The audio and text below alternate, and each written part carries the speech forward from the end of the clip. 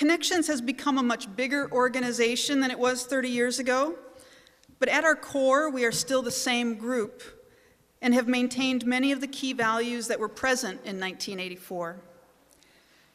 First, we recognize homeless people as community members, and members who have their own individual stories, individual needs, and most importantly, considerable strengths. Second, we believe that community involvement is beneficial and empowering, not only for our clients, but also for the community members themselves who get involved, and for the community as a whole.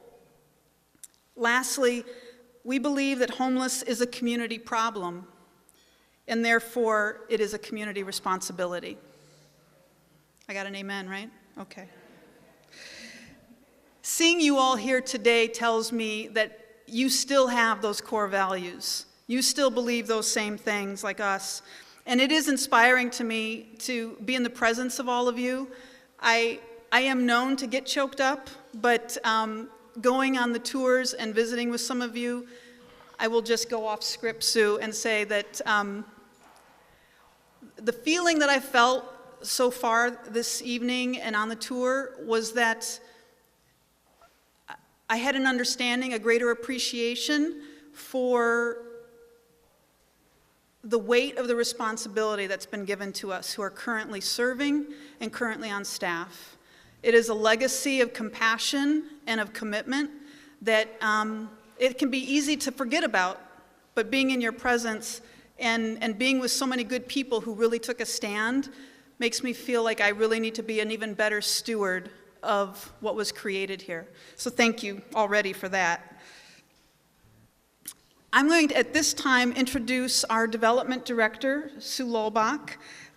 She's the one that initially reached out to Hilda Carper and has been doing a tremendous amount of work reconstructing our 30-year history and trying to, as best we can, reconnect with people who were so fundamental in that early time and so responsible for what has evolved today to be Connections for the Homeless.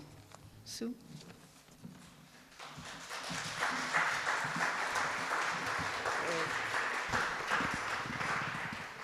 Okay, thank you, Lisa. I was very happy to have Lisa start off this program because in many ways there's a direct line from Hilda to Lisa in terms of their jobs and also in terms of the spirit they bring to the whole thing. I mean, I think Lisa really engages people in the same way probably that Hilda was able to. So thank you to Lisa. Yeah.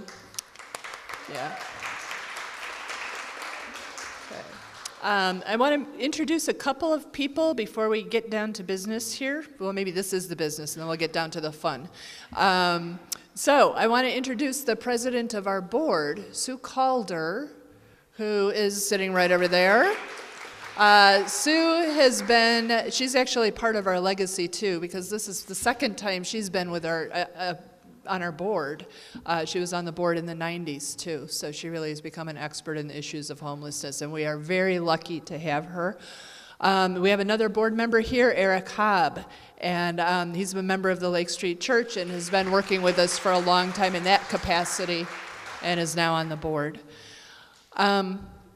Our Executive Director, Paul Selden, was not able to be here tonight. He's down in Florida with his mother, who is not doing particularly well. I don't think it's, dire right now, but he's spending as much time down there as he can. So he had to be there this weekend. So he wanted me to apologize for you, but I'm very happy to say we have many other staff members here.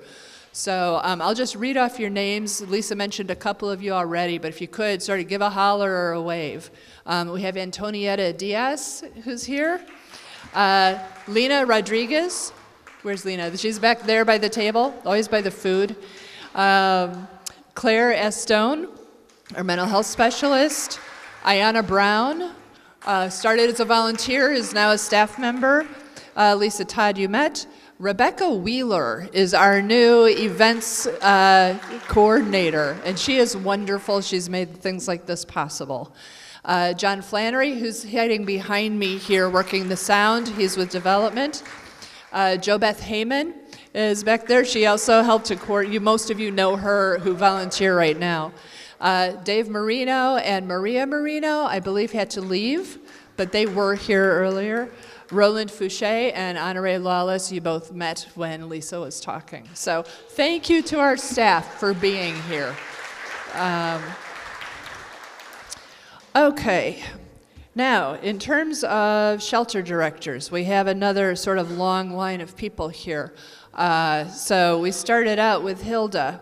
As Lisa mentioned, we have Carolyn Ellis and Beverly Bangs here, and now Roland Fouché is the current one. So that's very nice to have everybody here.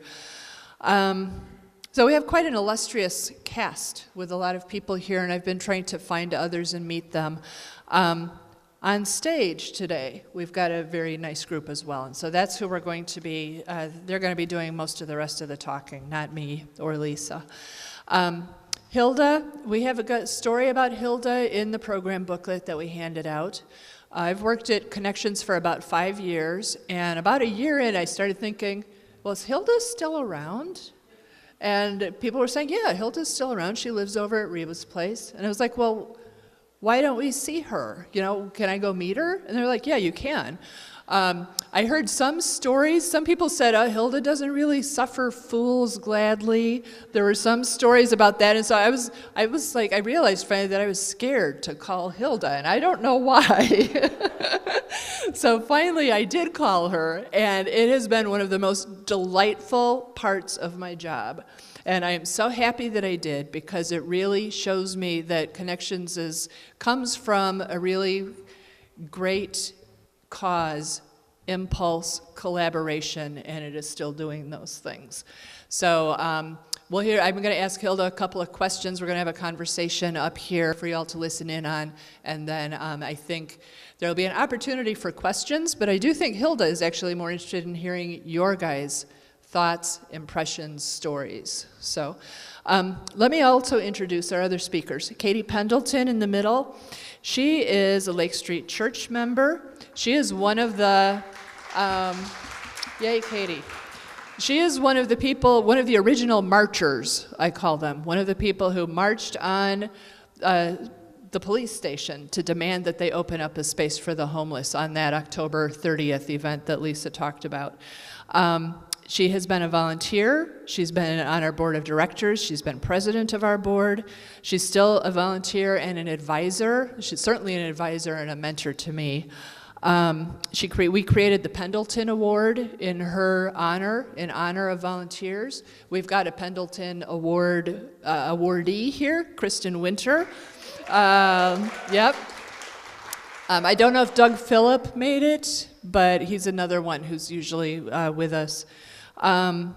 So yeah, there's just a lot to say about Katie, and she's got some really good perspective, so that's why she's up here. The other person we have up here is Kathy Diamant. She was a medical resident in 1986. She started volunteering here, got to know Hilda. She was doing overnight work, so staying overnight. That's not something we do anymore, but that's how there's several people here in the room who volunteered back then as overnight volunteers. Kathy recognized the health issues that many of the guests at Hilda's place had. And she really, she's the one that started our health services program, which is so critical to the work that we do. She worked with the city of Evanston. She started exploring some of the protocols around health care for the homeless, and really turned it into something. And it's very exciting that it's still in operation today. And we've reduced emergency room visits among our clients by about 95% because of that health services program. So I wanted Kathy up here too. So, okay. Now, if I can detach this microphone, I'm going to sit down and ask a couple of questions, and we'll hear from our guests. Yay, I did it.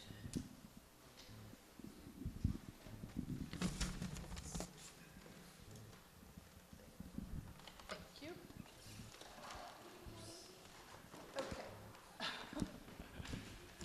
Okay. Okay. So, Hilda, is your microphone on? Let's test that first. Let's see. I think there's a switch. Let me see. There we go. Okay. And so, thank you for being here. Oh, it's my privilege. Yes, we're so glad we're here, and I can tell as everybody came into the room, everybody was so happy to see you.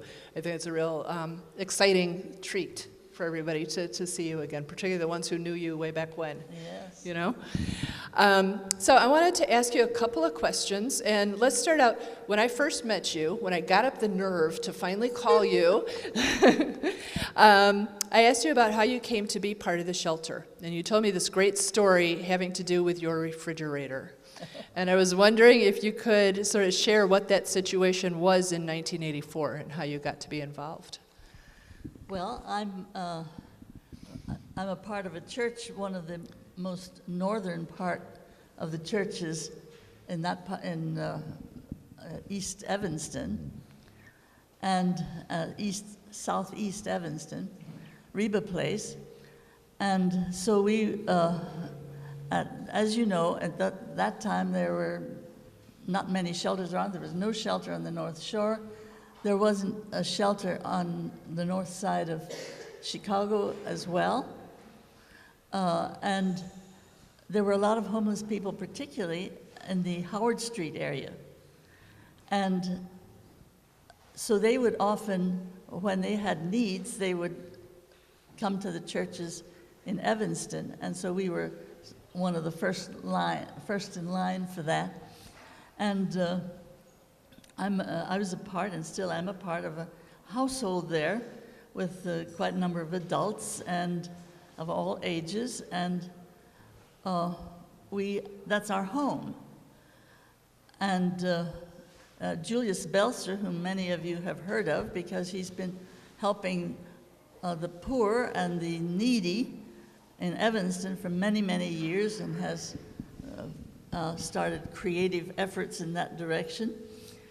And he was a part of our household, and his wife, Peggy. They can raise their hands over there.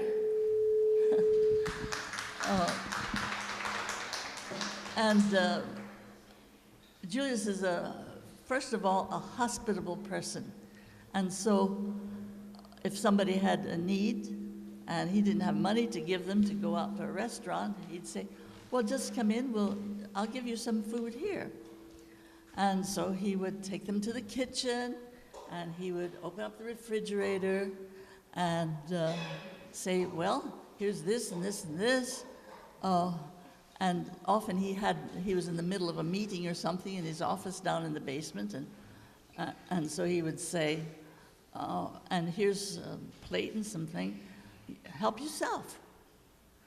And this was fine for Julius, and it was in a way fine for Peggy and me. We were sort of in charge of the kitchen and making sure that we're making a nice home for our housemates, many of them who were away working.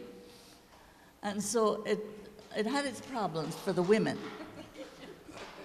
But we did it anyway, because we also wanted to be welcoming. And then we read one day in the Evanston Review this article about the march on the police station, and that they wanted to start a shelter, and that they were having a prayer vigil in which the volunteers prayed and the guests slept. Maybe they prayed too, I'm not sure. But at any rate, it was a prayer vigil. And so we wanted to help in some way. We thought, oh, this might be our salvation, you know. Save the refrigerator. We saved the refrigerator, our kitchen, and our home a little bit. And so we called and we asked, what can we do to help? And Bob Lynn said, well, we don't have anybody really regularly to make breakfast for them. And so we said, all right, we'll do that. So we started, and eventually there were other people who, very soon there were other people who joined us and took some of those mornings. But I want to say a little bit about Bob Lynn. Please. Bob Lynn was really the first shelter director. He suddenly had, and Bob Thompson, of course, was the pastor of this church at that time, and he was the other engine for this whole project. But he didn't do the hands-on work in the shelter as Bob Lynn did. Bob Lynn was also a full-time seminary student, and he was an older seminary student in his mid-50s or something like that. But he had all these homeless people every night on his hands, and he didn't have a staff of volunteers.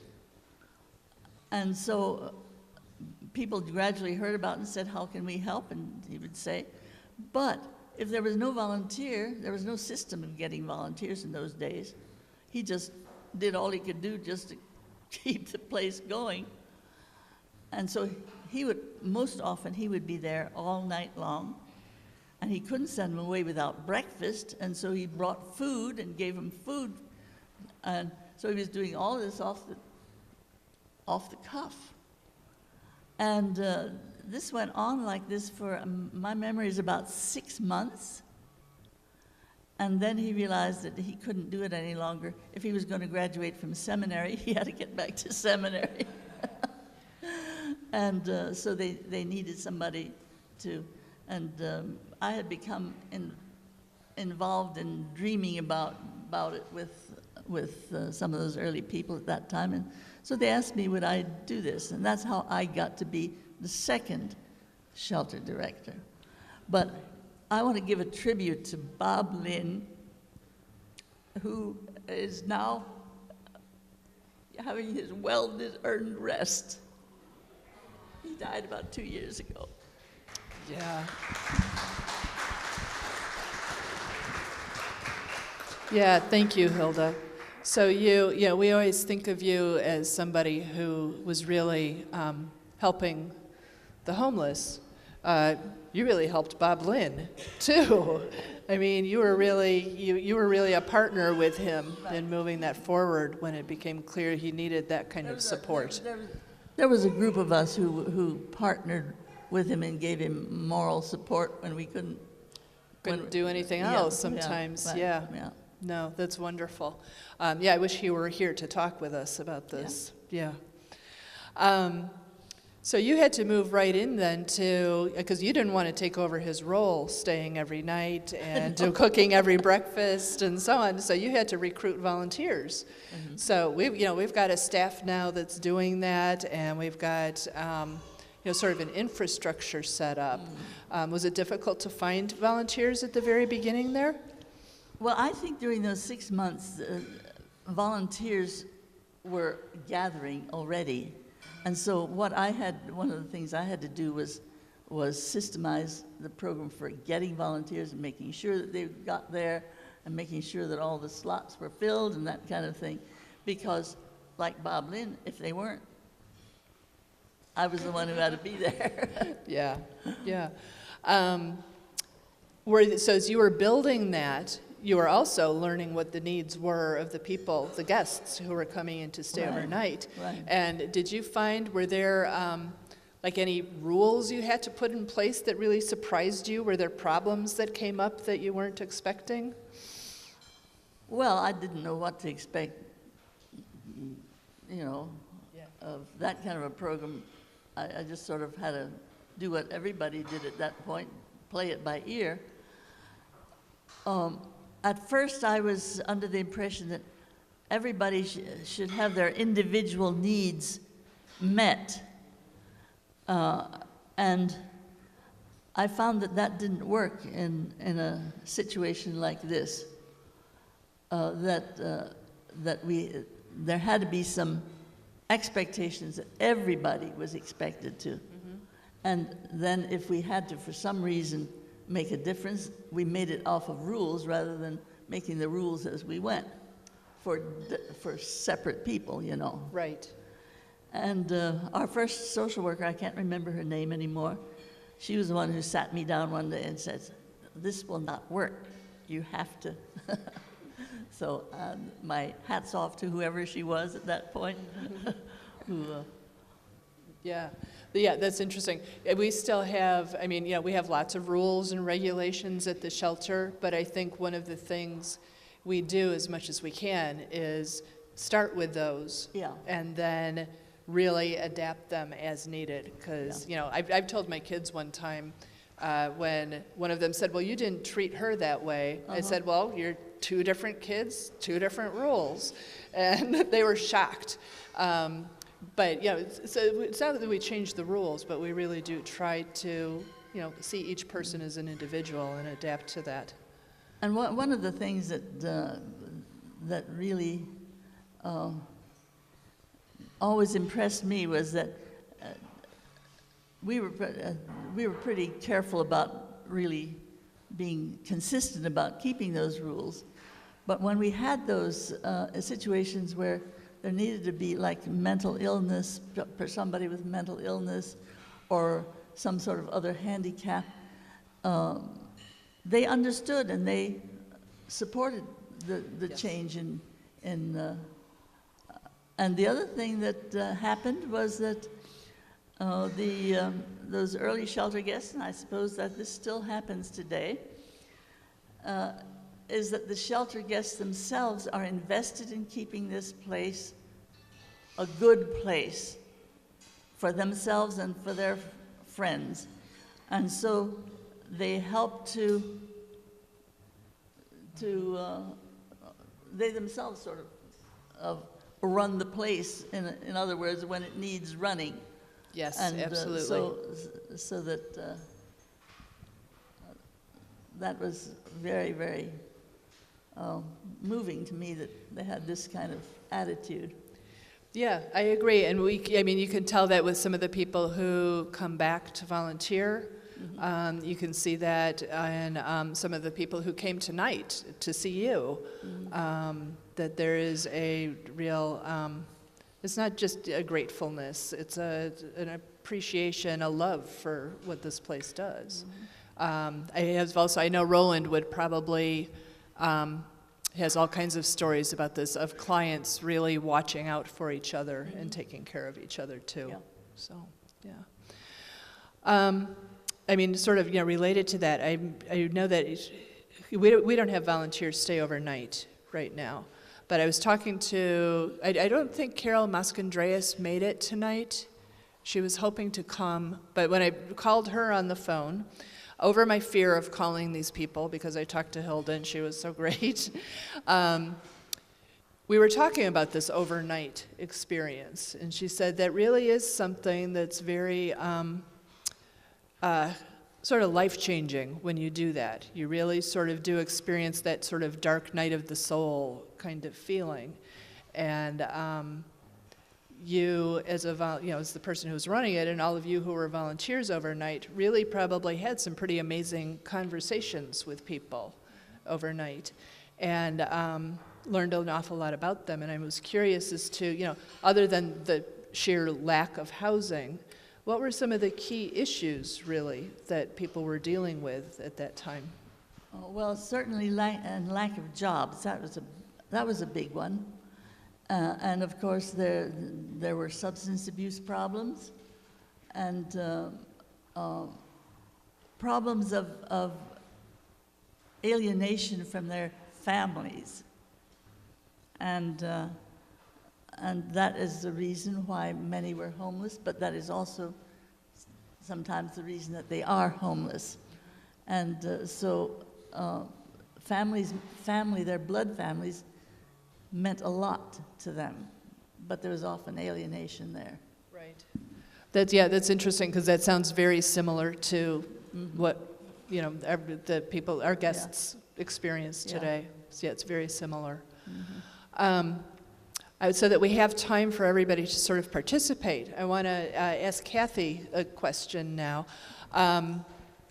In your work with the shelter, you obviously experienced a lot of what Hilda did and all the other overnight volunteers, but with your background, you were really tuned in to the health issues. So it was, a lot of the medical issues as well as mental health. And I know that you did quite a bit of work in sort of researching what had been done out there to work with the homeless. And I was curious if you could tell us a little bit about sort of, how you started adapting some of the medical practices and working with the guests at the shelter. Well, so having stayed overnight and hearing people talk about the ways that they weren't feeling well, and at that point people were accessing resources through going to the emergency room. Kathy, bring it closer to you. Okay, so I was a resident at the time, so actually I did an elective in Boston with Healthcare for the Homeless to sort of get a foundation, because people have had experience providing health care to homeless people, that I wanted to kind of bring that. Some of the areas that we wanted to focus on was to do universal TB screening. And actually, in some ways, by doing that and putting on a skin test, you get to hear people's concerns and what they're worried about, and then you could sort of invite them to say, well, it sounds like there's some other issues going on, so then people wanted to then come and be seen so that we could evaluate them. So some people not even knowing that they had chronic illnesses or serious illnesses, or not having been able to see a provider. So again, when the priorities are food, shelter, getting through the day, attending to their health, it becomes a lower priority. And so one of the principles was to be able to provide health services where people are gathered at night, and to be able to evaluate their needs. We had medications, they still have medications, so we were able to address minor illnesses that might have led people to go to the emergency room because they had no place to access cold medications or antibiotics or things like that. Then people had serious illnesses that they weren't accessing care, and we were able to have medications to manage their other illnesses like asthma or high blood pressure or diabetes. This was a time when HIV was peaking, and Beehive was in the shelter, and we were able to diagnose people with HIV. So here they are in the shelter, and having to take them through a diagnosis of HIV and engaging in care. And at that time, treatment was limited, and we took people through that illness.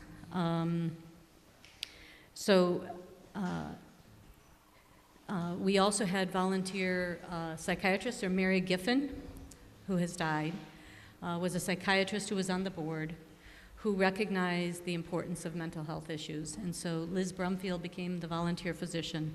And actually, I was in the shelter from '89 to '99, but Tom Stern is a physician who's volunteered from the very beginning. So you have people who've got far more longevity, So Josh Hauser's here, Doug Reifler. There's others who've served. Our first nurse was Margot Minnick, and so to see Maria here is really cool to see the continuation. I think we also, so a couple of things that were going on back then, which I think are different, which is what's important is that the foundation has been set and then it's been growing.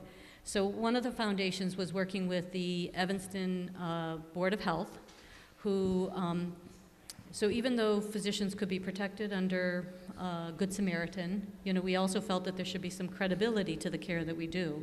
And the Evanston Board of Health partnered to provide malpractice, although that was never an issue, ever.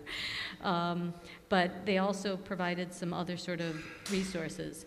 I would say back then, when somebody was sick, there wasn't feeling that the Evanston paramedics were as responsive to take people to the hospital from the shelter, and so you really had to kind of make some decisions. I think again now there's an understanding and a relationship and a foundation that has allowed kind of where things are now are, I think, because there was a foundation laid by what Hilda described and what is going on here.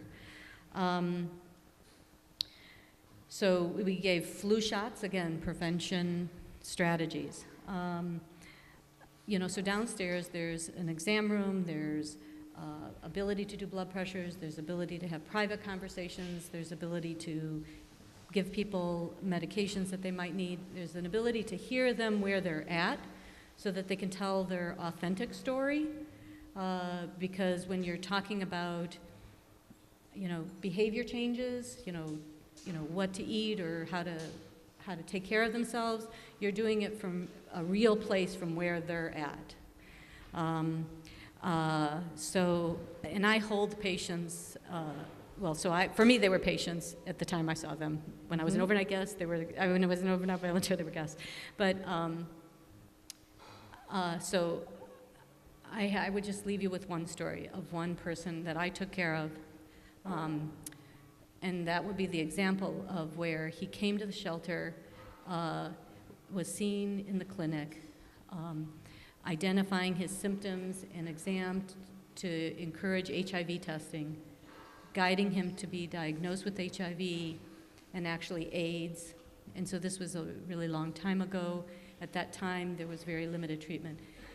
But that diagnosis actually allowed him to get Medicaid. So for many chronic illnesses, you didn't qualify for Medicaid, but AIDS was one where you could qualify.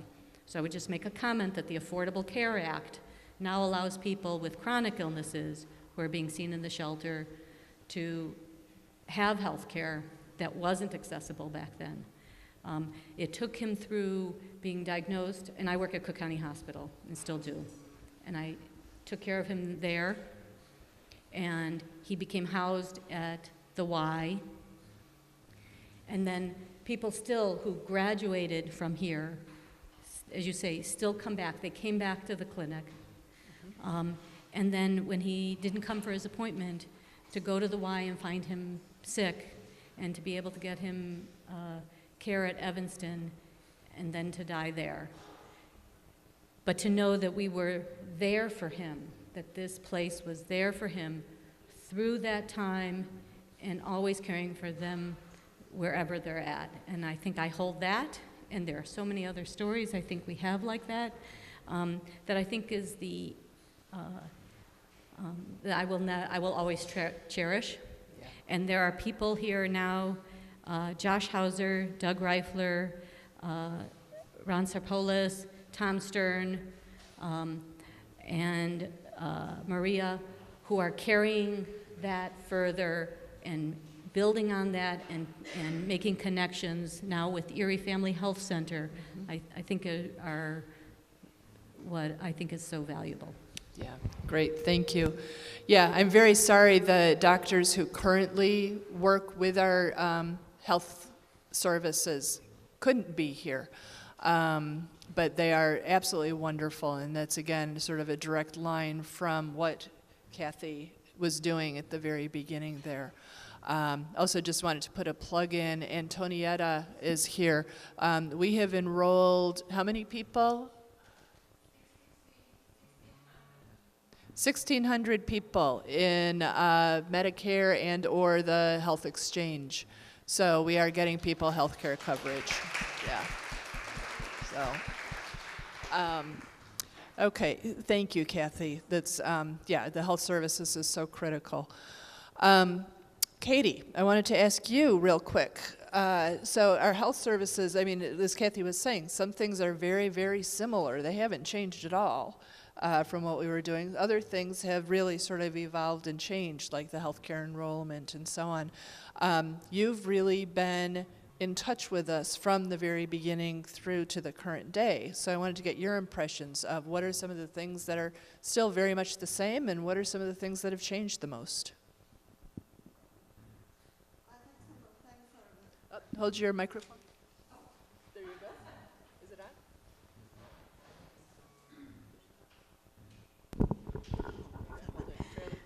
on? Okay, hello, can you hear me? There are several things that are the same that have been mentioned, but just to highlight them, put that in that category. There have been many statements throughout the 30 years of different ways of stating the ministry, the mission, the core values of the organization, and some have been mentioned already. But they're all basically the same. Just to quote one, this is still a ministry to address public issues from the perspective of those least empowered in order to foster a more just and caring society. Now, you can recognize the language as 1980s, 1990s, and it was from a statement in 1992. But in effect, you know, it's what we're doing. This reflects the broad reach of the first name of the organization, Center for Public Ministry. And there was a reason for that, because Bob Lynn and Reverend Thompson from Lake Street and Reverend David Hanley from Presbyterian Church, who was here earlier, these earlier founders were not precisely sure exactly how this new organization was going to develop. They wanted to have the flexibility of working to foster a more just and caring society. Very broad statement. The name was changed in 1998 to Connections for the Homeless to reflect the fact that as things had developed, most of the programs were focused on connections for the homeless. And it's really interesting because I would recommend you look up the current annual report for 2013, which is on the website, by the way. It has a letter from the chairman of the board, Sue Calder, and Paul Selden, which says, it mentions the possibility of changing the name or something, but it was decided that this Connections for the Homeless still tells the story.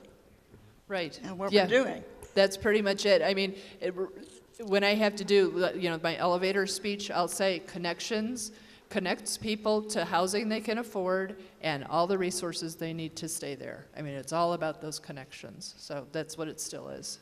Yeah. And the connections is one thing, another factor that stayed in place for 30 years. This organization was founded on connections between several different religious communities, faith communities. It went on building on connections with the city health department, with St. Francis Hospital, who supplied a social worker, who may have been the one that Hilda referred to, I'm not sure, and more connections with other local social service agencies, almost too numerous to name, and all the other agencies that Connections works with now to provide service and support for the clients. Yeah. What are some of the big differences? The differences, okay. The differences, the organization as a whole, surprise, has evolved into a much more professional organization. The staff has appropriate professional qualifications. The program has expanded exponentially, if that's the word. Yes, it's it really has. expanded. You've heard Lisa say a lot of what's going on today. And so that professionalism,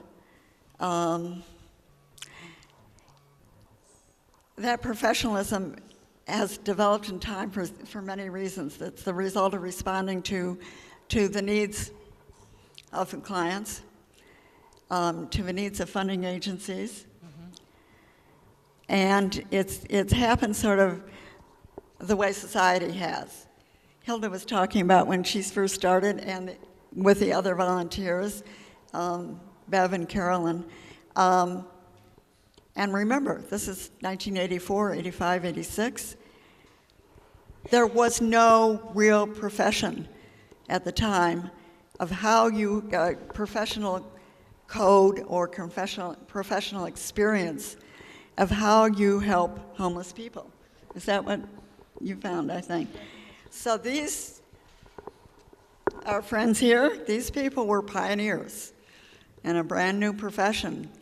They developed the standards. They found out by trial and error that yes, you had to have some rules, but you had to apply those rules with compassion and understanding and core values. Right. And Yeah, now, you know, now there's been 30 years of experience with, on behalf of Connections experience with helping the homeless, as well as an entire profession that's developed in the country. Yeah, that's interesting because, yeah, I think you really do.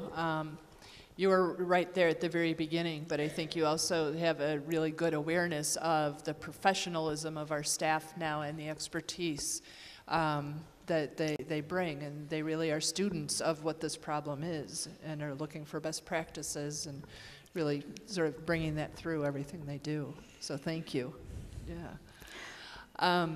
What I'd like to do now is take any questions, but also invite any of you to come up. And we do have one of the mics that can stretch to the edge there, so you don't have to come on stage, although you're welcome to.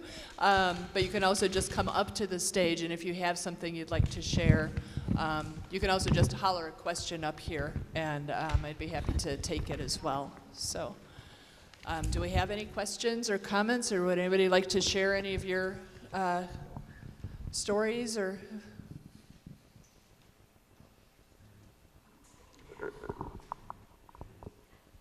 Can I share one story? Well, Yes, you may. and this fits in with other things we said about volunteering. Volunteers, another constant in 30 years. So important. And in fact, now, and they talked about overnight volunteers. I was an overnight volunteer, and the dark night of the soul is a good phrase. But one thing that I learned in the process was homeless people are just like you and me. However,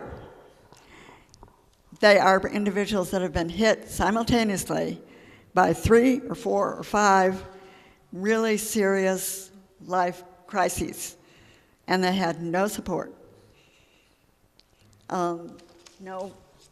For various reasons. No family, no money, no job. Everything at once, and voila, they're homeless. And I'm sure all you other volunteers have your own story about how volunteering has enriched your life, and maybe we're going to hear some. Yeah, I just was able earlier tonight to share with Hilda just a little vignette or story that was moving to me. I live near the church, so I was on the sidewalk in front of the church once, and I'm a member of the church, so I knew about the history of the church a bit. And this young man, nicely dressed, with a nice little camera, was taking pictures of the church. And I hesitated, but I thought, well, what's to be lost? I'll just go ahead and offer to tell him about the church if maybe he's interested in the history or something, you know. Well, he explained that he knew he had been a Hilda's Place resident, and he said he was a graduate of Hilda's Place, and it was just very moving. He says he's doing very well. He had an apartment in the south, one of those new big apartment buildings in the South Loop. He works as a receptionist in a law firm, and but he felt so grateful to Hilda's Place and to what happened to him here. He said, "This is my alma mater," and I was just very moved. Thank you, Randy. Hi, my name is Judy Haldeman. I was one of the early volunteers, and as I was sitting here, I was thinking about how when I started, we used to feed people. We'd come here at 9 o'clock at night due to the zoning regulations. And I think it's wonderful now how the community has come together to change some of those laws for everybody's benefit. Thank you.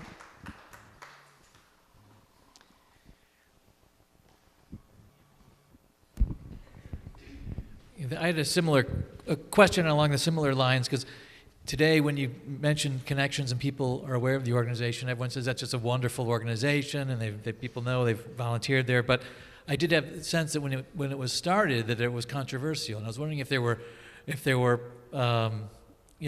periods in the beginning 3, 4, 5 years where there were parts of the city or aspects of the city that was not very welcoming and didn't want to be bringing homeless people in to be gathering in Evanston. Would rather have they be going somewhere else, because I think that's changed. Yeah.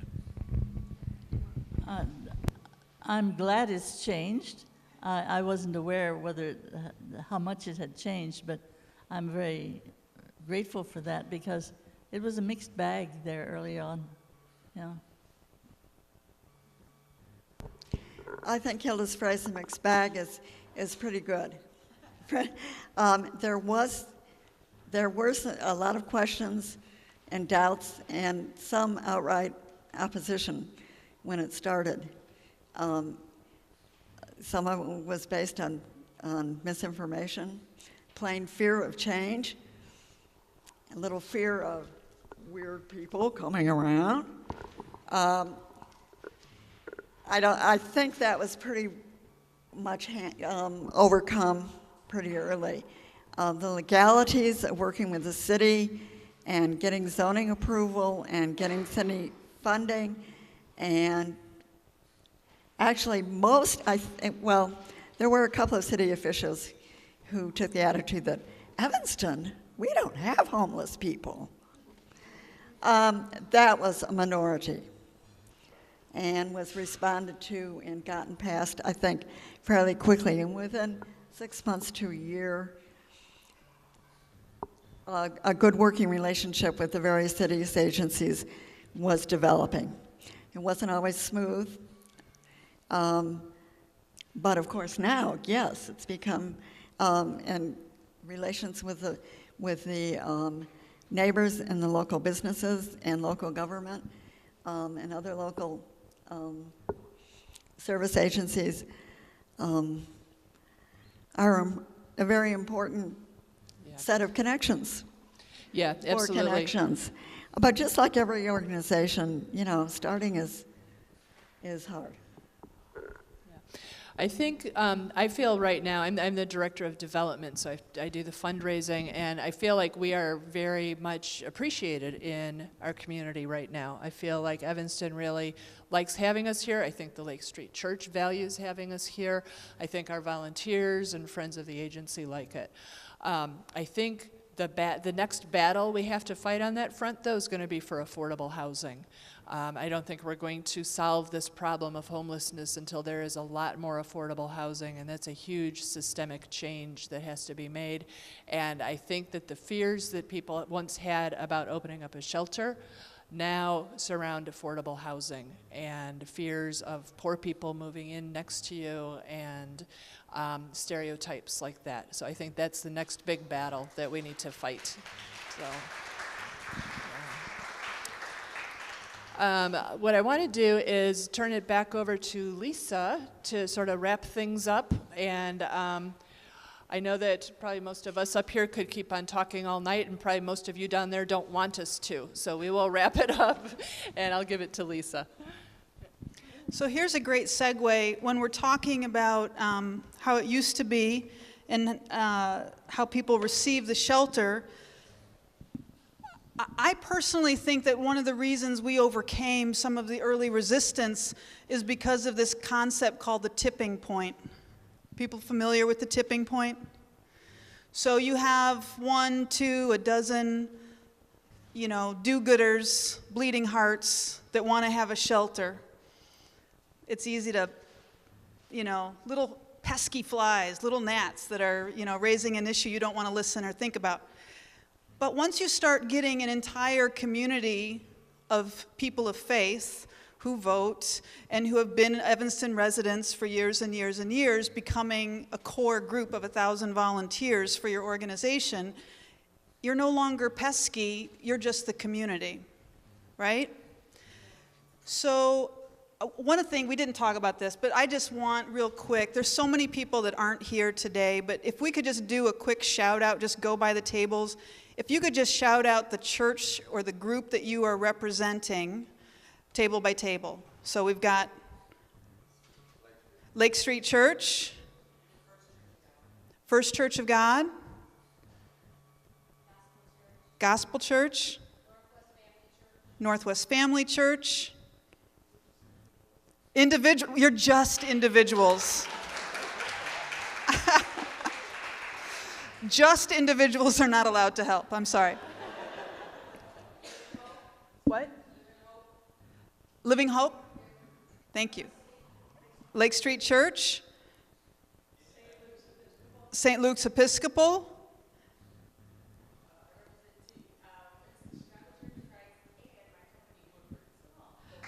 So we've got Woodward, the company Woodward, and Chicago Church of Christ. And then back over here, John, you were going to say, and Greg? Independent. All right, First Pres of Wilmette. Anybody else? Springfield Baptist, Missionary Baptist. They're one of the newer groups that are with us. Anybody else? The whole table. St. Nicholas. So we have so many more faith communities and school groups and corporations. Today in the shelter we had Eagle Scouts and Nicor Gas and kids from New Trier and kids from school in Chicago doing service hours. It is a huge community effort now. So, collectively, we have been fighting homelessness for 30 years. And one of the things we want to make sure people understand is that we do not take this as a celebration that we have had to exist for 30 years. We want to not have jobs. We want to not be in business anymore. That's what we really want. But it is a celebration of the fact that we have been bringing people inside for 30 years. That's what we're celebrating. And we've been bringing them back into the community. We've been bringing people back into relationship with other folks. We've been bringing them back into employment, into better health. All of these things are not just good for individuals. It's good for our neighborhoods. It's good for the city. And it's possible because we're all trying to do it together. So I just want to lift that up. The next thing I want to talk about is our program booklet. So you were given a booklet when you came in. There's some of the history that we talked about, but there's also a full outline of some of the other anniversary events that are taking place over the course of the year. I really want people to pay attention to that and participate as much as you can. The other thing we have, which volunteers are going to start passing around, if they haven't already. Are volunteers passing this around? Yes. So a recommitment card has been given to you. And, so many of us have acted just like Hilda did, just like Bob Thompson and Bob Lynn did so many years ago. We made a decision to look into the eyes of someone who was homeless, into their eyes, not past them. We chose not to ignore them and not look at all, but we chose to look into their eyes and respond to them as a person and to respond with compassion and with some commitment. Today, that same type of decision, that same concrete choice needs to happen all over again because it's only getting harder, the work is only getting tougher, the funding cuts are only coming quicker. More and more work needs to be done, unfortunately, instead of less. And I know that so many of you who were involved early on have taken this work to other places. You've been involved with Interfaith Action of Evanston and the local soup kitchens and warming centers. You've been a part of the St. Vincent de Paul response committees. You're doing so much work, So much work. And what we're wanting you to do today is to think about if there's something more you can do, or if there's another way that you could help us connect to new people. So you may be completely at your limit, right?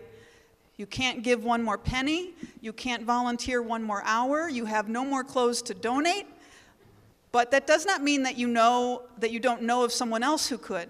A neighbor or a church member or a friend from work who hasn't been quite so involved as you. So if you think that you have to leave this card blank, I encourage you to think about those people that you could help us connect to, and that could be your recommitment. Does that make sense?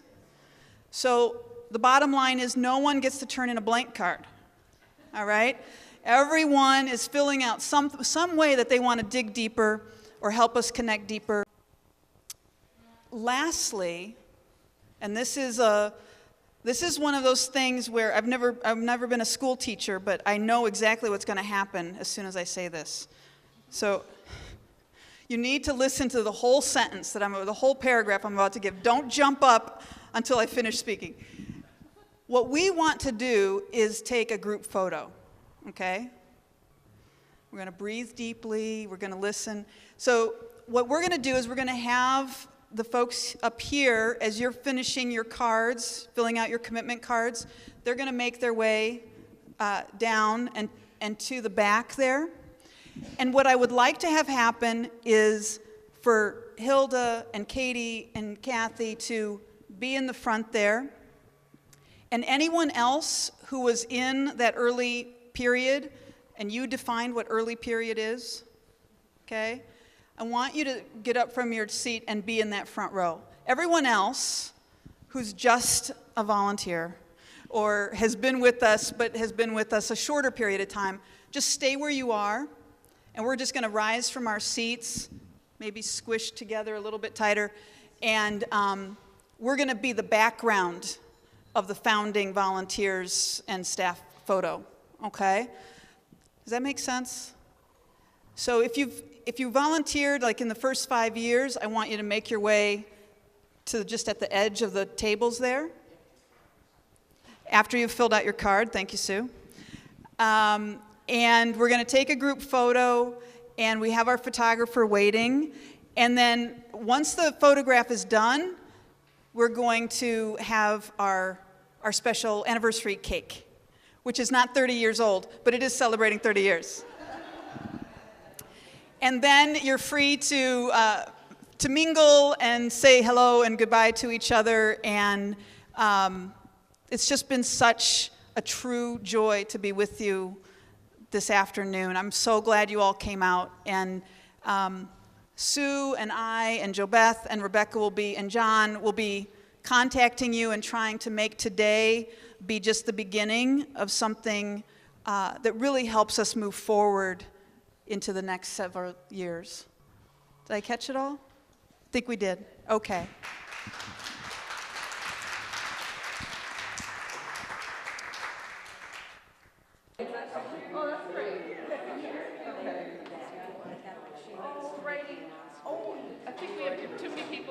Who are the people, the early years, sir? Would you mind moving forward to the front row, just in case we do not see you at the back? Okay. Is this good enough? Yeah. Okay. We're here. Okay, I think I'll tell you what the limit is. The woman in the solid green shirt, that's as far as I can see. So anybody else needs to move in. and tiptoe. Yep. And in the purple shirt. Okay, so if your head is behind somebody else, try to look at me. And here we go. Ready? 1, 2, 3. We're going to take a few, so hang in there. Hey, happy anniversary.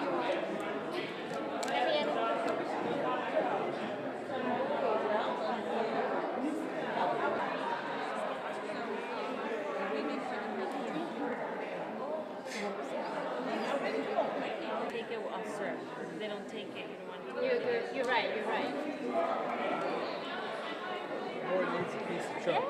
Yes, go ahead.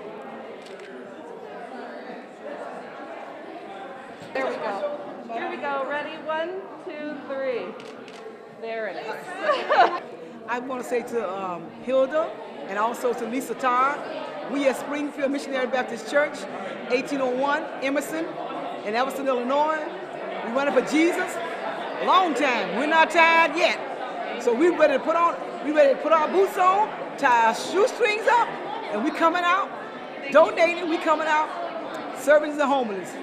We coming out doing bag lunches, we coming out doing hot meals, we coming out with clothes drive, we doing it all. We did our first clothes drive this year, and we made our day. We felt good about it.